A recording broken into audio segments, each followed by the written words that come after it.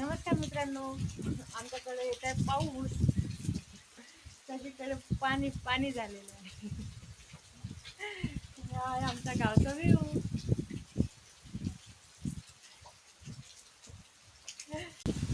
मी ना तुमच्यासाठी काहीतरी आणलेलं आहे. तुम्ही ओळखा बरं, तुमच्या आवडीची वस्तू आहे. हे बघा, मी तुमच्यासाठी काय आणलं आहे. मोगऱ्याची फुलं. बरोबर ओळखलं तुम्ही. घ्या. तर सगळीकडे पाणी पाणी झालंय. बघा मित्रांनो, आमचं शेत.